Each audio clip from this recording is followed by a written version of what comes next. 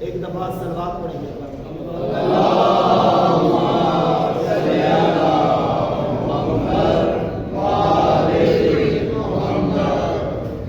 اور چونکہ ہمارے یہاں مسجد کے جو امام ہیں علامہ قبلہ سے قاضی صاحب علیل ہیں، بیمار ہیں، ان کی صحت یابی کے لیے، شفا یابی کے لیے صلوات پڑھیں.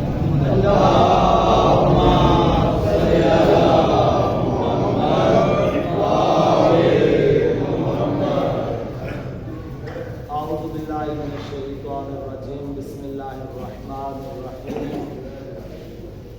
الحمدللہ رب العالمین. الصلاۃ والسلام علی سیدنا و مولانا حبیب قلوبنا و طبیب نفوسنا و شفیع ذنوبنا حبیب الہ العالمین ابو القاسم محمد اللہم صلی علی محمد وآل محمد وآل الطیبین الطاہرین المعصومین المنتجبین المیامین لا سیما بقیت اللہ العظم فی الارضین ولعنۃ الدائمۃ علی اعدائہم اجمعین من یوم عداوتہم الی یوم قیامتہم. درود پڑھیں محمد وآل اللہم صلی علی محمد وآل محمد. واجب الاحترام مومنین کرام، ماہ محرم الحرام ماہ معرفت بھی ہے، ماہ عزا بھی ہے، ماہ عزاداری بھی ہے. انوار اہل البیت، فیوزات اہل البیت برسات بن کر یقین ہمارے وجود پر برسے ہیں اس مہینے میں. اور جتنا ہو سکے اپنے آپ کو، اپنے نفس کو، اپنے وجود کو، اپنے دل کو ہم پاک کر سکیں اس مہینے کے اندر. جو توفیق اس مہینے میں مل سکتی ہے خدا کی معرفت کی، نفس کی معرفت کی، اہل بیت کی معرفت کی، وہ سال کے کسی بھی مہینے کے اندر نہیں ہے. پڑھنے والے عموماً ماہ مبارک رمضان کی فضائل بیان کرتے ہیں. رمضان وہ مہینہ ہے نومکم فیہ عبادت انفاسکم فیہ تسبیح، یہ خطبہ شعبانیہ کے الفاظ ہیں کہ جس میں تمہارا سونا عبادت، تمہارا سانس لینا تسبیح خدا شمار ہوتی ہے. اس کے باوجود اللہ کے 12 مہینوں کے اندر کسی ایک مہینے کا ایسا عمل موجود نہیں ہے جس عمل کے فوری بعد آپ کو یہ گارنٹی دی جاتی ہو کہ یہ عمل اتنا مقبول ہے اور اس کے نتیجے میں آپ مستحقین جنت میں سے قرار پائے ہیں. فقط یہ ماہ محرم ہے کہ جس کے بارے میں رسول علیہ السلام نے ارشاد فرمایا من بقا علی الحسین او ابقا وجبت لہ الجنہ، جو حسین پر روئے یا رلائے وہ جنت کے وجوبات میں سے ایک واجب حاصل کر لیتا ہے.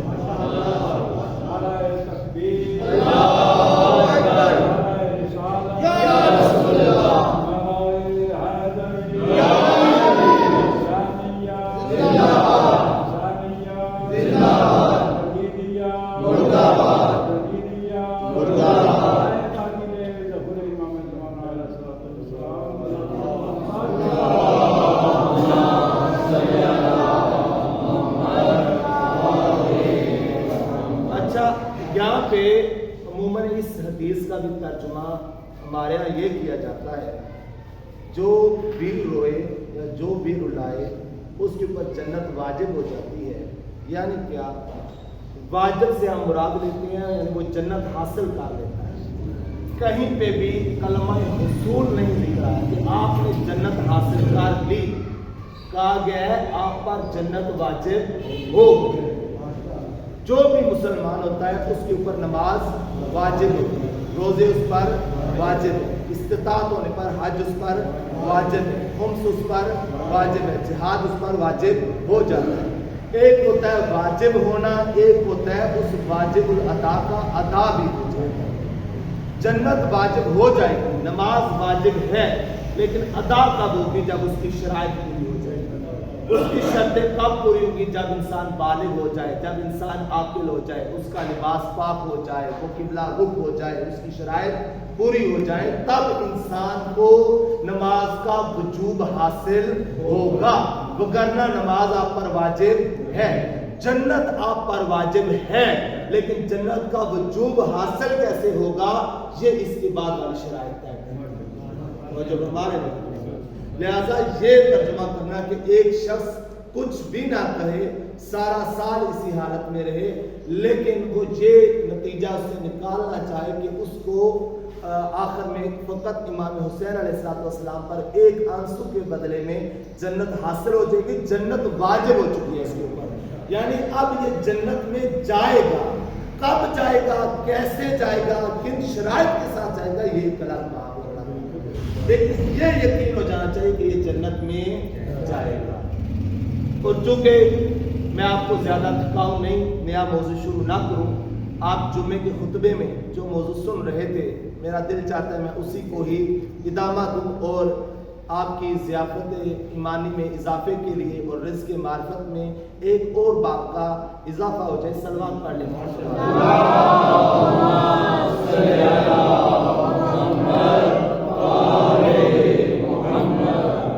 ہر ذی حیات کی حیات کا مالک حقیقی اللہ ہے۔ جو شخص بھی حیات رکھتی ہے، زندگی رکھتی ہے، اس کی زندگی کا مالک حقیقی اللہ ہے۔ پہلی بات تو یہ کہ اسلام میں حیات کا، زندگی کا جو کانسیپٹ اور جو تصور ہے وہ اس سے ہٹ کر ہے جو معاشرے میں پایا جاتا ہے۔ عموماً معاشرے میں ایک حیات شے، ایک زندگی والی شے، زندہ شے اس کو کہا جاتا ہے جو اس کی بایولوجیکل اس کی نشانیاں ذکر کی جاتی ہیں، یعنی کہ وہ سانس لیتا ہو، وہ نشو و نما کرتا ہو، وہ حرکت کرتا ہو، وہ چل پھر سکتا ہو، اٹھتا بیٹھتا ہو، ہر شے کی حیات کے لحاظ سے، پودے کی حیات کے لحاظ سے اس کی نشانیاں الگ ہیں، انسان کی حیات کے لحاظ سے اس کی نشانیاں الگ ہیں، اور جس شے میں بھی ظاہری طور پر یہ نشانیاں نہ پائی جاتی ہوں لوگ اس کو مردہ اور بے جان تصور کرتے ہیں۔ مثلا یہاں پہ بیٹھے ہوئے ہم سب کے اندر یہ نشانیاں پائی جاتی ہیں تو ہم سب حیات رکھتے ہیں، ہمارے اندر یہ نشانیاں پائی جاتی ہیں، دنیاوی نقطہ نگاہ سے ہم سب زندہ ہیں، لیکن یہ کرسی جس کے اوپر میں بیٹھا ہوا ہوں اس کے اندر یہ نشانیاں نہیں پائی جاتی ہیں، نہ یہ سانس لے رہی ہے، نہ یہ حرکت کر رہی ہے، نہ یہ نشو و نما کر رہی ہے، نہ یہ تولید مثل کر رہی ہے، نہ یہ اپنی آگے نسل بڑھا رہی ہے، اس کے اندر چونکہ یہ علامات نہیں پائی جاتی لہٰذا کہا جاتا ہے کہ یہ بے جان ہے اور مردہ ہے۔ یہ دنیا کا تصور ہے حیات اور موت کے حوالے سے، زندہ ہونے اور زندہ نہ ہونے کے حوالے سے۔ البتہ بعض اوقات ایک بریکٹ میں نقطہ ہے، لطیفہ ہے کہ بعض اوقات دنیا والے اپنے مفاد کی خاطر مردہ شے جس کو وہ مردہ قرار دے رہے ہوتے ہیں اس کو بھی زندہ تھوڑی دیر کے لیے فرض کر لیتے ہیں۔ واقعہ یوں ہے کہ ملا نصر الدین ایک کریکٹر ہے، جس طرح شیخ چلی ایک کریکٹر ہے، بعض اور بھی اس طرح کے کریکٹر ہیں، تو ایران میں یہ کریکٹر ہر بات کسی کے نام سے منسوب ہوتی ہے۔ یہ ملا نصر الدین نے یوں کہا، تو یہ وہ شخص تھا جو ظاہری طور پر تو ایسے بیوقوف بنا ہوتا تھا لیکن حقیقت میں تھا بڑا دانا بھی اور تیز بھی۔ یہ کسی بندے کے پاس گیا، اس کو کوئی چیز نہیں دے رہا تھا، اس کو کوئی برتن چاہیے تھا، جیسا بڑا ٹب ہوتا ہے جس طرح ہم نیاز وغیرہ جس میں تیار کرتے ہیں، دیگ نما چاہیے تھا۔ تو ایک بندے کے پاس گیا، جا کے اس کو کہنے لگا کہ مجھے دے دیں، انشاءاللہ میں کوشش کروں گا آپ کی صحیح سالم آپ کو پہنچا دوں۔ اس نے کہا دیگ دیتا ہوں لیکن یاد سے واپس کر جائے۔ کہنے لگا ٹھیک ہے۔ اب جب اس نے دیگ کچھ دن ہفتہ ایک استعمال کی اور واپس دینے لگا نا تو اس نے چھوٹا سا ایک دیگچا بھی ساتھ دے دیا اس نے کہا یہ کیا ہے؟ اس نے کہا جی مجھے تو پتہ ہی نہیں تھا، آپ نے بھی ذکر نہیں کیا کہ جب میں گھر گیا ہوں 2 دن بعد آپ کی دیگ نے یہ بچہ دیا تو میں یہ لے کے آپ کے پاس آ گیا، تو آپ یہ قبول کر لیں۔ اب اس نے دیکھا کہ چلو کوئی چیز آ ہی رہی ہے تو فائدہ ہے، اس نے کہا ہاں مجھے یاد نہیں رہا تھا آپ کو بتانا کہ میری دیگ حمل سے تھی اور ٹھیک ہوا ہے جو اس نے بچہ دیا تو آپ ٹھیک ہے واپس کر دو، شکریہ۔ اب یہ چلا گیا، کچھ دنوں بعد یہ شخص دوبارہ آ گیا اس سے دیگ مانگا، بھائی مجھے دیگ آپ کی پھر چاہیے۔ اس نے کہا یہ تو بیوقوف ہے، پہلے بھی سے فائدہ۔ اس نے کہا جی لے جائیں، دیگ لے جائیں۔ یہ لے گیا اور ہفتہ گزر گیا، یہ واپس نہ تھی۔ اس نے ایک دن ایسے شکل بنائی ہوئی آ گیا اس کے پاس، کہنے لگا افسوس ہوا ہے مجھے یہ بات کہتے ہوئے، وہ آپ کی دیگ مانگی۔ تو اس نے کہا بیوقوف تو بلا دیگ بھی کوئی مرتی ہے؟ اس نے کہا جو دیگ بچے دے سکتی ہے وہ دیگ مار بھی سکتی ہے۔ لہذا دنیا والے لوگ اپنی فائدے کے لیے بعض بات جس شے کو وہ بے جان ڈکلیئر کرتے ہیں، بے جان تصور کرتے ہیں، بے جان شمار کرتے ہیں، اس کو بعض اوقات جاندار بھی تصور کر لیتے ہیں۔ یہ دنیا کا دستور ہے، لیکن اسلام میں خدا کی نگاہ میں حیات کس چیز کا ہے؟ اللہ کا کہنا ہے ہر وہ شے جو بھی اللہ کی ذات کا ادراک رکھتی ہوں اور اللہ کی تسبیح کرتی ہوں وہ حیات ہے، صاحب حیات۔ ماشاءاللہ، جو بھی اللہ کی تسبیح رکھتی ہو، اب ذرے سے لے کر آفتاب تک ہر شے خدا کی تسبیح کرتی ہے۔ وَإِن مِّن شَيْءٍ إِلَّا فَهُوَ يُسَبِّحُهُ، کوئی بھی ایسی شے نہیں مگر یہ کہ وہ خدا کی تسبیح کرتی ہے۔ خدا کہتا ہے جو بھی میری تسبیح کرے اس کے اندر حیات پائی جاتی ہے، وہ زندگی رکھتی ہے۔ لہٰذا ممکن ہے میری اور آپ کی نگاہ میں پتھر بے جان ہو، لیکن خدا کی نگاہ میں یہ حیات رکھتا ہے۔ میری اور آپ کی نگاہ میں کوئی چٹان، کوئی کرسی، یہ ممبر، یہ اس طرح کی چیزیں جو ظاہری طور پر جن کے اندر علامات نہیں ہیں، ہم اس کو بے جان قرار دیں اپنے معیار کے مطابق، اور خدا اس کو صاحب حیات قرار دے گا اپنے معیار کے مطابق۔ ماشاءاللہ، خدا کا معیار یہ ہے جو بھی خدا کی تسبیح کرتی ہو وہ صاحب حیات ہے، اور خدا نے کوئی چیز ایسی رکھی ہی نہیں جو اس کی تسبیح نہ کرے۔ خدا نے کوئی چیز ایسی پیدا ہی نہیں کی جو اس کی تسبیح نہ کرتی ہو۔ سیارے اس کی تسبیح، چاند اس کی تسبیح، سورج اس کی تسبیح، ہوائیں اس کی تسبیح، پانی اس کی تسبیح، بادل اس کی تسبیح، کہکشائیں اس کی تسبیح، پھول اس کی تسبیح، پھول کی خوشبو اس کی تسبیح، پھول کے ذرات اس کی تسبیح، ٹہنیاں اس کی تسبیح، پتے اس کی تسبیح۔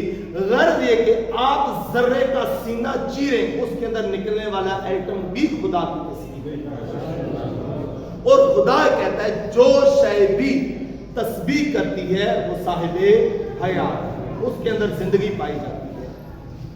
سوال یہ ہے خدایا ان کے اندر زندگی کیسے ہے؟ چونکہ زندگی کی وجہ سے کچھ انسان کے اوپر خدا تعالیٰ نے ذمہ داریاں ڈالی۔ یہ بات میں ساری مقدمہ تن کر رہا ہوں، لہذا توجہ سے سنیے گا۔ اگر آپ مقدمے کو نہ سمجھ سکے تو جو ذیل مقدمہ ہوگا، جس بات کے لیے یہ ساری بات ہو رہی ہے، اس کا ادراک نہیں ہو سکے گا۔ حیات آتی کہاں سے ہے؟ اللہ نے حیات دی کیسے ہے؟ اور یہ حیات ہمیں ملی کیسے ہے؟ ہر شے کے اندر حیات آئی کہاں سے ہے؟ حیات کا منبع کیا ہے؟ کہاں سے یہ حیات نکلی ہے کہ جو ہر شے کے اندر خدا تعالیٰ نے دی ہے؟ اور یہ حیات بانٹی کیسے گئی ہے؟ خدا کا کہنا ہے میں نے ہر شے کا ایک منبع بنایا ہے۔ منبع یعنی مخزن، جہاں سے وہ شے نکلتی ہے، باقیوں تک پہنچتی ہے۔ سونے کی کان ہے جہاں سے سونا نکلتا ہے، لوہے کی بھی کان ہے جہاں سے لوہا نکلتا ہے۔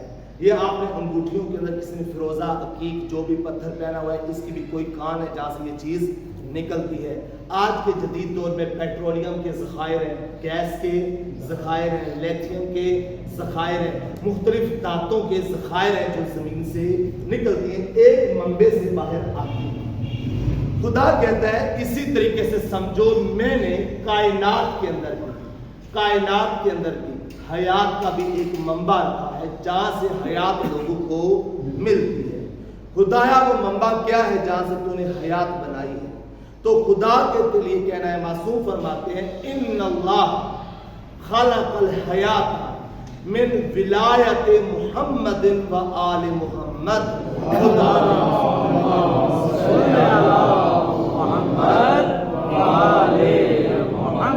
کہ میں نے محمد اور آل محمد کی ولایت سے حیات کو بنایا ہے، یعنی آل محمد کو اور بالاخص نبی کریم کو میں نے حیات کا منبع اور محور قرار دیا ہے۔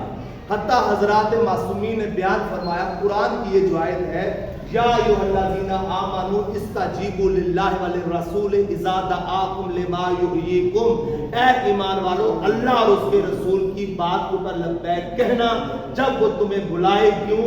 لما یحییکم، تاکہ وہ تمہیں حیات عطا کرے، اور یہ حیات تقویناً ہر شے کے پاس موجود ہے۔ توجہ ہے یا نہیں؟ اچھا اس میں ایک نکتہ، دنیا کے اندر جب آپ کسی کو ایک چیز دیتے ہیں، آپ کے پاس ہے محدود، آپ اس کو ایک چیز دے دیں، مثلا میرے پاس یہ ایک رومال موجود ہے، اب میں نے کسی کو دے دیا تو یہ میرے پاس سے ختم ہو گیا۔ ہر ایک بندے کے پاس محدود مقدار میں وسائل موجود ہیں، اگر وہ لوگوں کو دیتا جائے گا تو یہ آہستہ آہستہ ختم ہوتے جائیں گے۔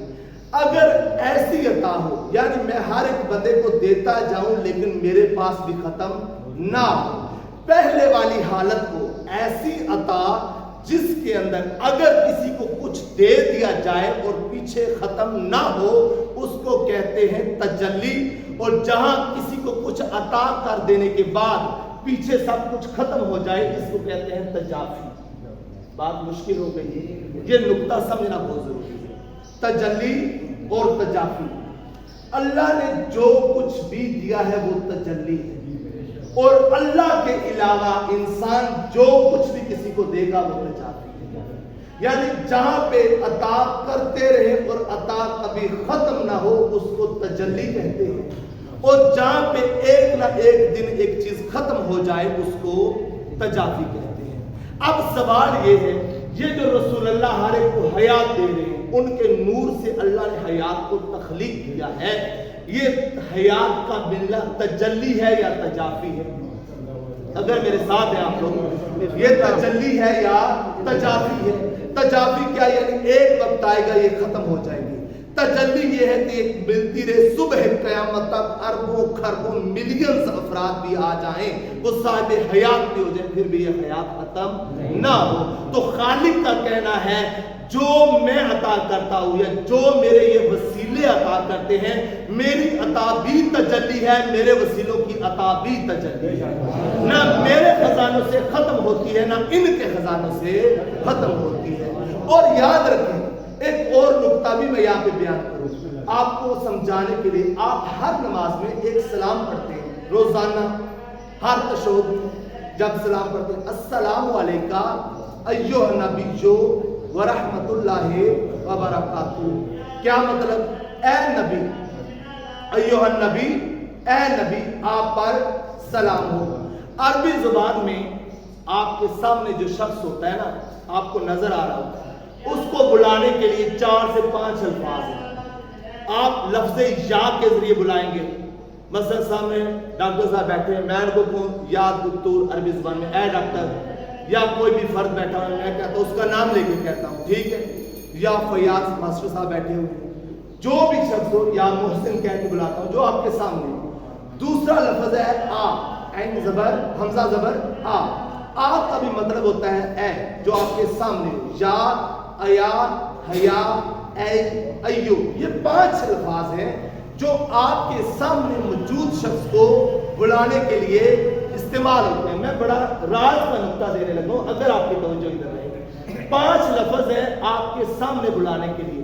اگر بلانے والا شخص جس کو آپ بلانا چاہتے ہیں وہ اتنا دور ہو کہ آپ کی آواز سن سکتا ہو، اس کے لیے لفظ اے استعمال کرتے ہیں۔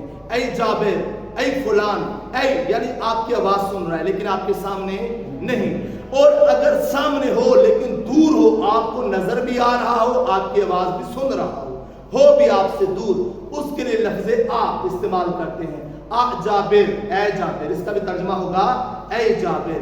اور اگر وہ شخص آپ کے سامنے بیٹھا ہوا ہو، روبرو بیٹھا ہوا ہو، آپ اور اس کے درمیان زیادہ فاصلہ نہ ہو، جیسے میں ہوں جیسے آپ ہیں، اس وقت اگر کسی کو پکارنا ہو، کسی کو بلانا ہو تو اس کے لیے لفظ یا استعمال کرتے ہیں۔ یا محسن، یا حسن، یا اجاز، یا فلان، جو بھی آپ کے سامنے ہوگا، چونکہ یہ آپ کے بہت نزدیک ہے۔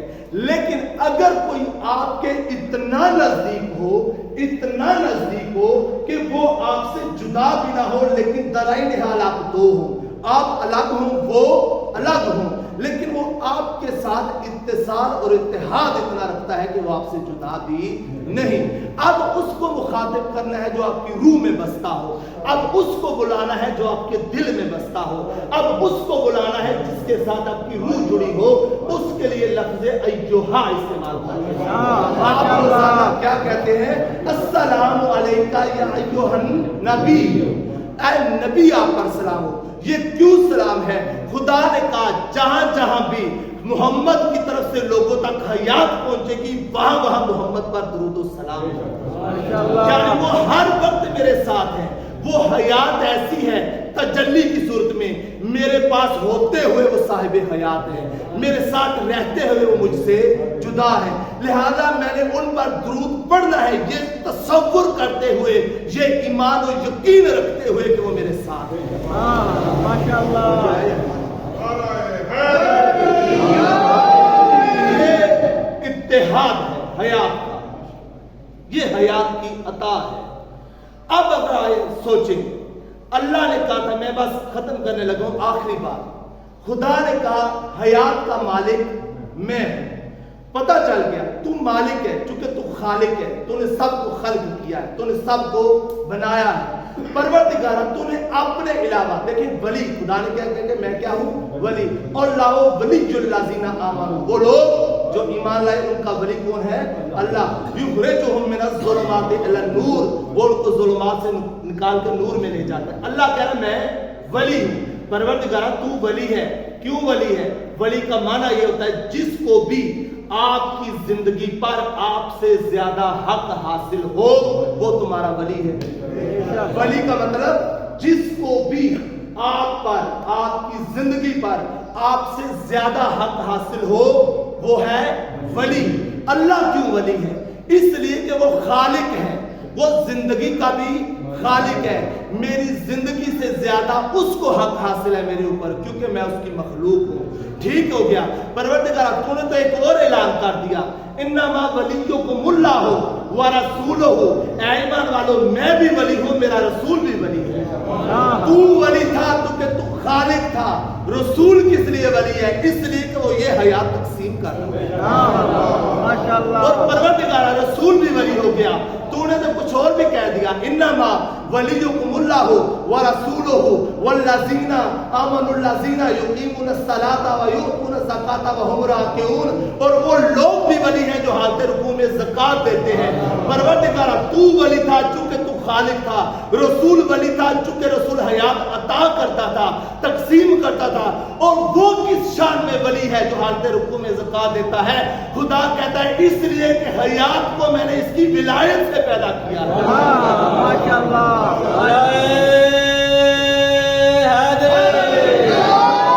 اس لیے وہ ولی ہے. کوئی اور ولی کیوں نہیں ہو سکتا؟ کسی اور کو میری جان پر مجھ سے زیادہ حق حاصل کیوں نہیں ہو سکتا؟ اس لیے اسے ہوگا جو یا خالق ہے، جس نے یا عطا کی ہے، یا جس کی ولایت سے یہ جان بنی ہے. ان کے علاوہ کسی اور کو حق حاصل نہیں ہے. خدا یہ کہہ رہا ہے کہ یہ جو تمہاری حیات ہے، اب توجہ کرنا، جو میں نے جمعے کے اندر آپ کو نقطہ دیا تھا، حیات کبھی بھی مرتی نہیں ہے. اللہ نے کہا ولایت میرے پاس، میں نے رسول کو دی، رسول کے ذریعے میں نے ان کو دی جن سے یہ میں نے حیات بنائی. تو کیا اللہ کی ولایت ختم ہو جائے گی؟ وہ دائمی ہے، وہ سرمدی ہے، وہ ابدی ہے، وہ لازوال ہے، وہ لافانی ہے. جب تک وہ رہے گا وہ کب تک رہے گا یہ کہنا بھی غلط ہے کیونکہ وہ ہے ہی سرمدی جس کے لیے لفظ کب تک بھی استعمال نہ کیا جا سکتا ہو. جب تک وہ ہے تب تک اس کی ولایت ہے، جب تک وہ ہے تب تک اس کے نبی کی ولایت ہے، اور جب تک وہ ہے تب تک اس کے اولیاء کی ولایت ہے. اور ہماری حیات کے اوپر یہ اتنی ولایت حاصل ہے. اور آئے توجہ کریں اب اس بات کو، اس نقطے کو سمجھیں. رسول جس کے اوپر آپ نے سلام کرنا ہے وہ نبی وہ کیا فرما رہا ہے؟ حسین منی و انا من الحسین. یعنی حقیقت حسینیہ اور حقیقت محمدیہ میں عینیت اور اتحاد ہے.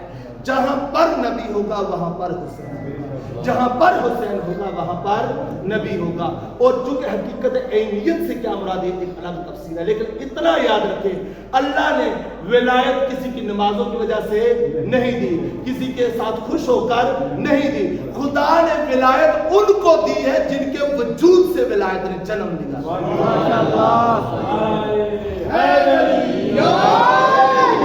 اور یہ ولایت جتنا زیادہ آپ کسی مرکز کے قریب ہوتے جائیں گے نا، آخری نقطہ بڑا ہے، آپ جتنا زیادہ کسی مرکز کے قریب ہوتے جائیں گے اتنی زیادہ اس شے میں طاقت آتی جائے گی. ابھی बिजली आएगी, आप एक 40 वाट का 100 वाट का बल्ब ऑन करेंगे, बल्ब के अंदर बिजली है, बिजली कहाँ से आ रही है? वो बड़ी तारों से आ रही है। इस तार के अंदर जो बिजली है ये कमजोर है, वो जो बड़ी तारों के अंदर बिजली है वो और ज्यादा ताकतवर है। पीछे जाए ग्रिड स्टेशन में जो बिजली है वो इससे ज्यादा ताकतवर है। क्योंकि वापटा वाले बैठे हुए तो इसकी बात कर रहा हूँ, जो पीछे असल मरकज में होती है, पता नहीं वो कितने 25,000 मेगावाट की कितने हजार मेगावाट की होती है, वो बहुत शदीद होती है। ये जू जू कोई चीज समेट कर अपने मंबे की तरफ जाती जाएगी वो और ज्यादा ताकतवर होती जाएगी। और ज्यादा मिसाल लें, सूरज की किरण आप तक पहुंचने में कितने टाइम लगाती है? 8 मिनट। ये टाइम है ना, 8 मिनटों में सूरज की रोशनी आप तक आती है। रोशनी ये किरण आप तक आती है।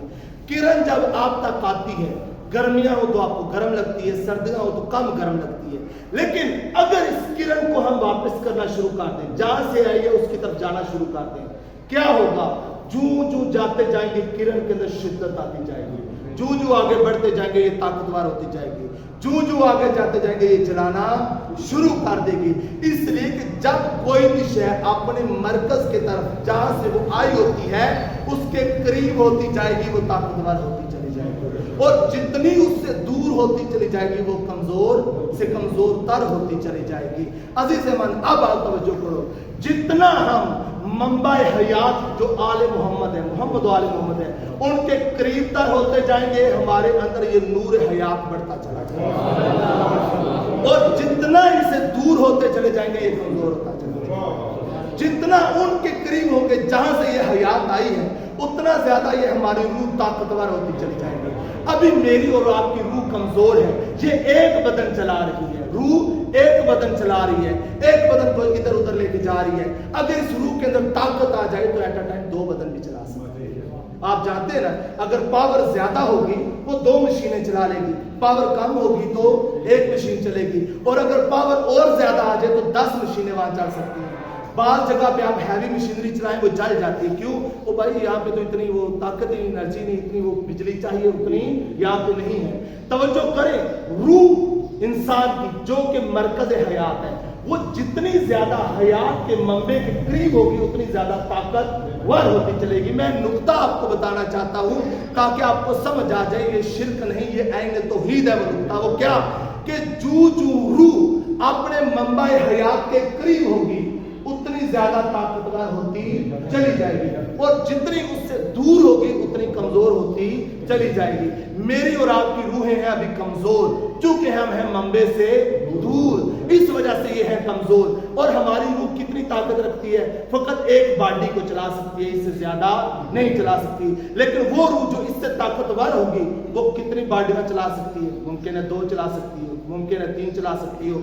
और आखिर में अगर रूह इतनी ज्यादा करीब हो, इतनी ज्यादा करीब हो उस मंबे के, उस हयात के, उस जखीरे के, जिसको ज़ाते किबरिया भी कहा जाता है, कि नबी अलैहिस्सलाम फरमाते हैं ला तसुब्बु अलियन फइन्नहु ममसूसुन फी ज़ातिल्लाह, खबरदार अली के बारे में कोई बुरा भला मत कहना, वो ज़ाते खुदा के अंदर फानी व फिल्ला हो चुका है। तो जो जितना उस ज़ात के करीब तर होगा वो उतनी ज्यादा रूहें चला सकेगा।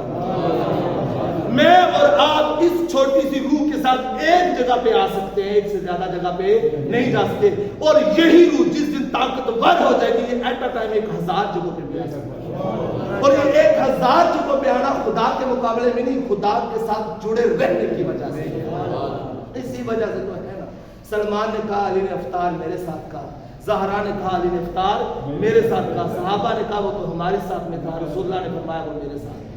हर जगह होते हुए एक रूह कैसे रह सकती है? इसलिए कि वो मंबे के बहुत करीब जा चुकी है, वो ताकत के मरकज के बहुत करीब जा चुकी है, और ताकत के मरकज के करीब होना ही तौहीद कहलाता है। और यही मेरी और आपकी ड्यूटी है कि हम इनके करीब हो जाएं, इनके साथ हो जाएं। जो इनको छोड़ के आगे जा चुके हैं उनको भी वापस आना होगा, जो पीछे रह चुके हैं उनको भी इनके साथ मिलना होगा। اسی ملاپ کے نتیجے میں حیات عطا ہوگی، اسی قریب آ جانے کے نتیجے میں روح طاقتور ہو جائیں گی، اسی قریب آ جانے کے نتیجے میں شیطان کے ساتھ مقابلہ ہوگا، اسی قرب کے نتیجے میں تقوی اندر پیدا ہوگا، اسی قرب کے نتیجے میں مقام قرب الہی نصیب ہوگا۔ وگرنہ 5 نمازوں میں آپ کہتے ہیں واجب قربتاً اللہ، اللہ کے قرب کے لیے روزہ قربتاً اللہ، حج قربتاً اللہ، خمس قربتاً اللہ، جہاد قربتاً اللہ، یہ سب کا سب کیوں ہے؟ قربتاً اللہ، اللہ کے قریب ہونے کے لیے۔ کیا کوئی اللہ کے قریب ہے بھی سے؟ ہاں ہیں۔ وہ کون ہے؟ وہ یہ محمد والے ماشاءاللہ، آپ نے ان کے قریب ہونا ہے میرے عزیزوں۔ اور اسی قرب تک پہنچانے کے لیے سید الشہداء یہ قربانی دی جس کی قیامت تک کے لیے اگر تمام انسان مل کر بھی رونے، یہ مصائب کام ہے۔ میں اکثر ایک نقطہ کہتا ہوں، ہم مصائب میں روتے ہیں جو ہمیں سمجھ آتا ہے۔ امام کے مصائب کے اوپر ایک امام ہی رو سکتا ہے۔ یہ امام زین العابدین سے بڑھ کر تو بڑا عزادار نہیں ہو سکتا۔ کیوں؟ امام کی مصیبت کو فقط امام ہی درک کر سکتا ہے، امام کے غم کو ایک امام سمجھ سکتا ہے۔ میں نے 1-2 جگہ پہ یہ مصیبت پڑھی کہ امام جعفر صادق علیہ السلام کے زمانے میں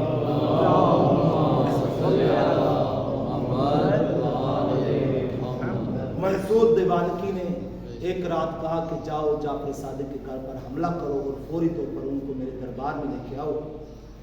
امام موسیٰ کاظم بیان کرتے ہیں اور روتے بھی تھے، کہا جب میرے بابا کو منصور کے دربار میں یہ لے کے آئے نا تو سب نے امامے پہنے ہوئے تھے، دستاریں پہنی ہوئی تھیں، عبائی قبائیں پہنی ہوئی تھیں، لیکن جب میرے بابا کو اس دربار میں لایا گیا تو امام کے سر پر امامہ نہیں تھا، امام کے سر پر دستار نہیں تھی، اور امام اسی بات پہ رو رہے ہیں کہ میرے بابا کو وہاں ننگے سر لایا گیا۔